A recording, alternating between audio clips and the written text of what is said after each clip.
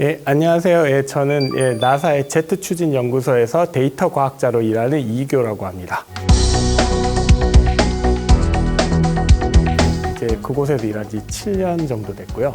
그 나사는 이제 정부에서 그 우주와 항공 관련 그 이제 과학과 그 공학 업무를 담당하는 정부 기관, 미국 정부 기관이고요. 전국에 10개의 연구소가 있어요. 나사 미국 정부에 10개 연구소가 있고, 제트 추진 연구소는 이제 그 캘리포니아 로스앤젤레스 근처에 있는 나사의 랩 중에 하나입니다.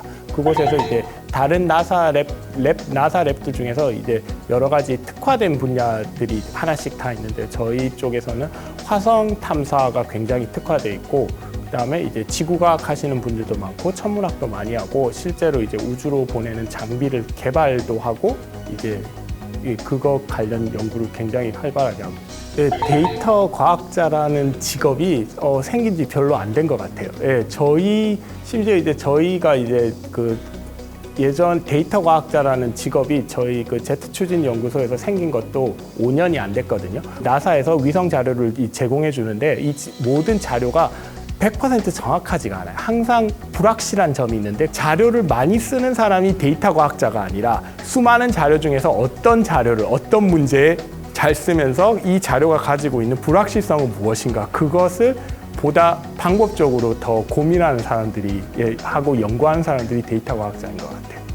예, 제가 담당하고 있는 그 연구는 이제 전부 지구과학과 관련된 건데요. 예, 나사가 이제 수십 개의 위성을 운영을 하고 있거든요. 현재도 수십 개의 위성을 운영하고 있고, 앞으로도 위성을 계속 띄울 건데, 그 지구 궤도를 도는 수많은 나사의 위성들의 목적은 지구의 기후 시스템을 이해하기 위한 거예요. 그 지구의 기후 시스템은 대기를 포함하기도 하고, 이제 바다도 포함하고, 극지방이 이제 얼음까지도 포함하는데, 그 수많은 위성들이 각자 이제 다른 목적을 가지고, 어떤 위성은 이제 뭐 전 세계적으로 비가 어디에 오는지, 비가 얼마나 많이 오는지를 관측하기도 하고, 또 어떤 위성은 이제 빙하가 어떻게 녹아가고 있고, 올해는 이제 빙하가 얼마나 수축되거나 확장되는지를 연구하기도 하고, 심지어 이제 미세먼지도 나사의 위성들이 관측하고 있는 가장 중요하게 생각하는 타겟 중에 하나예요. 왜냐하면 미세먼지가 우리 이제 대기 오염과도 관련돼 있지만 기후 변화랑도 이제 아주 큰 영향을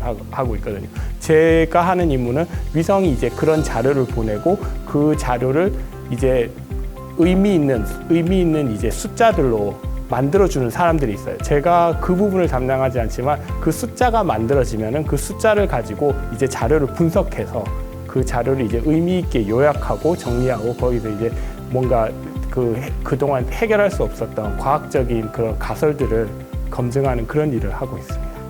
나사에서 이제 크게 다루는 분야가 4개가 있는데요. 하나는 이제 그 우리가 알고 있는 약간 천문학, 이제 망원경을 우주로 띄워 보낸다거나 해서 이제 외우주부터 시작해서 여러 가지 우주를 관측하고, 또 다른 분야는 이제 행성과학이거든요. 이제 우주긴 우주지만 우리 태양계에 이제 초점을 두고 관측을 하고요.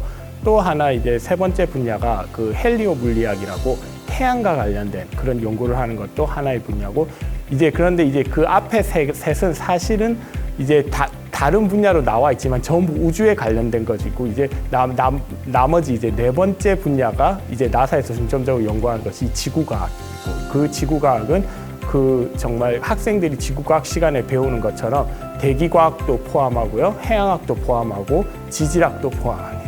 예, 제가 알기로도 저희 랩에 7,000명 정도 직원이 있는데, 제가 알기로 한인 연구분들 합치면 100분은 될 것 같아요. 예.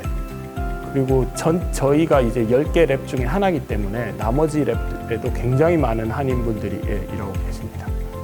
제가 나사에 계속 일하면서 이곳이 정말 대단한 곳이라고 느낀 것은, 굉장히 좀 위험 부담이 크고, 그러니까 아무도 시도해보지 않은 그런 걸 시도를 하는 측면에서는 나사가 정말 대단한 것 같거든요. 그러니까 그 전 세계 다른 기관에서 어디도 시도해보지 않고 굉장히 어떤 위험 부담이 큰 그런 미션들을 계획하고, 사람들이 모여서 계획하고, 그런 미션이 성공 가능성이 있을지를 여러 가지 실험을 해보고, 그래서 그 미션을 성공시키면서 그 다음 미션에서, 그러니까 항상 나사에서는 뭔가 앞서가거나 먼저 선도를 하지 않으면 안 될 것 같은 그런 압박감이 계속 있는 것 같아요. 그러니까 우리가 리드를 해야 된다는 그런 압박감이 있어서 그게 되게 좋은 것 같아요. 그래서 조금만 제가 최근에 어떤 일이 일어나고 어떤 미션이 일어나고 어떤 분야가 이제 그 사람들이 관심을 많이 가지 그걸 조금만 놓치면 저도 금방 처지는 느낌이 금방 들거든요. 그런데 그나마 이제 계속 일을 하다 보면 일을 열심히 하는 한 처질 수가 없어요. 그러니까 옆에서 사람들이 너무나 열심히 일하면서 뭔가 이렇게 그 남들이 안 해본 거를 시도해 보려는 그런 모험심이 너무 강해서 저도 굉장히 자극을 많이 받게 되는 것 같아요.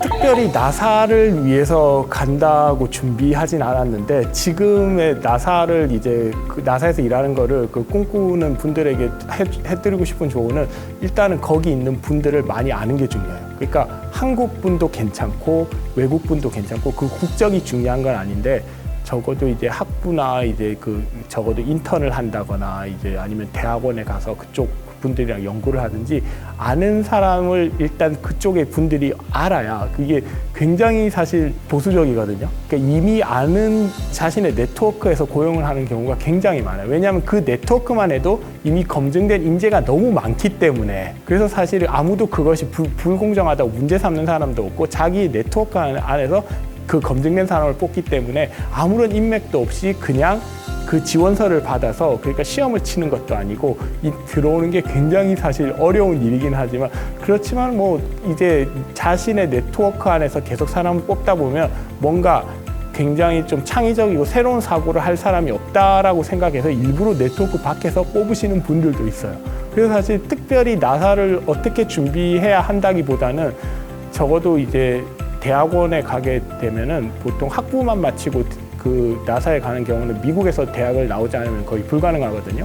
이제 대학원을 마치고 이제 나사에 가면서 생각을 해볼 것이 과연 내가 관심 있어 하는 연구 분야를 나사에서 많이 하고 있는지, 나사에 있는 연구분들이 이 분야에 어떻게 선도를 하고 있는지 그거를 생각해보고 정말 나사가 내 분야에서 굉장히 선도적인 역할을 하고 있다고 생각이 되면은 지도 교수를 통해서라든지 아니면 그쪽 분야를 조금 이제 연구할 수 있는 방법을 찾아보면서 인맥을 만드는 것이 굉장히 중요한 것 같아요. 개인적으로는 앞으로 지금 연구 계획은 이미 계획이 정해진 것도 있지만 이제 인공지능을 활용해서 미세먼지를 연구하는 쪽에 관심도 있고요. 그 기후변화에 대해서 뭔가 전문가로서의 어떤 목소리를 내고 싶어서 계속 공부를 하게 됐고 그러다 보니 이제 나사에 와서 지구과학 관련 자료를 다루는 데이터 과학자가 됐는데요. 제가 정말 하나 권장하고 싶은 것은 이 미세먼지 정말 심각하잖아요. 근데 정말 미세먼지를 열심히 공부해서 한번 나사에서 일하고 싶으시지 않으신지 나사는 미세먼지를 관심 있어 하고 그것을 연구할 젊은 과학자들을 계속 기다릴 것 같습니다.